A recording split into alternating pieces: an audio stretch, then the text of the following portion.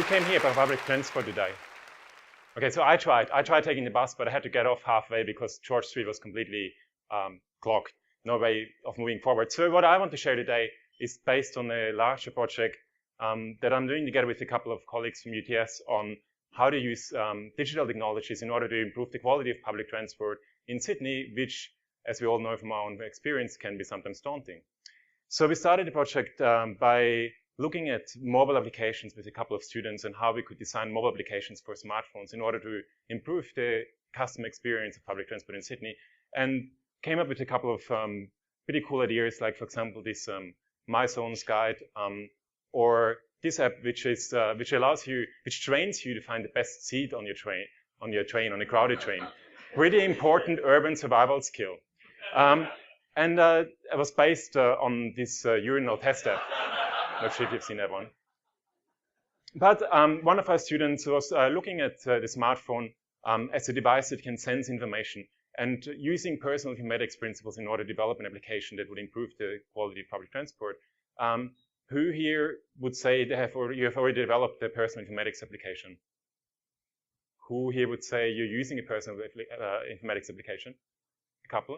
Who here has no idea what I'm talking about? Okay. So personal informatics really dates back to 1945, when Vannevar Bush introduced his vision of what he called the Memex machine, which was a machine that would allow you to record any information, any aspect of your everyday life.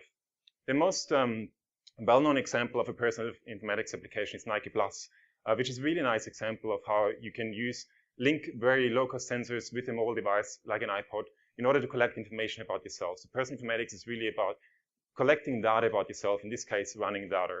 And the nice thing about Nike Plus is that it not only allows you to visualize your own personal statistics, it also allows you to share this information with other people in the community and to set up challenges with other people in the community, such as how to become the fastest human alive in one day. And going back to the context of public transport, that application, that student used the sensors available on the iPhone in order to visualize information about a train trip, such as the location, travel distance, remaining distance, the time spent so far, and the time left, and also tapping into this idea of visualizing information that you would not see otherwise, like the speed of the train. Could be pretty interesting to see sometimes.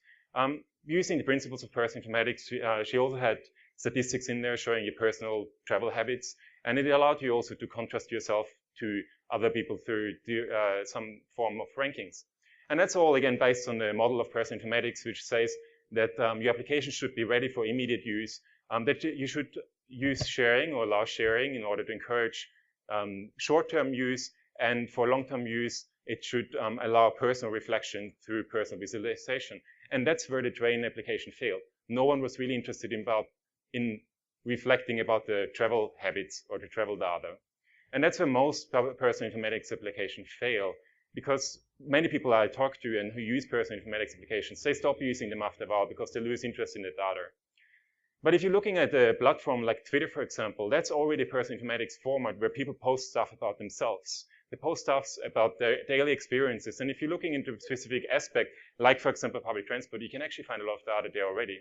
So based on this observation, you can actually start building a personal informatics application by starting with already existing behavior. And most important, not just encourage short-term use and long-term use, but also encourage sustained use by really supporting everyday activities and by feeding back that shared information, that information you share, by feeding that back into your application.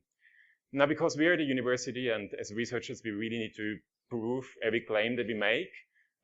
My current research student, Tamara Jahin, is developing at the moment a mobile application for Sydney buses, which allows people in Sydney taking buses to log information about the buses, and then provides an aggregated view of this information, which has the goal to improve your everyday activity of catching the bus.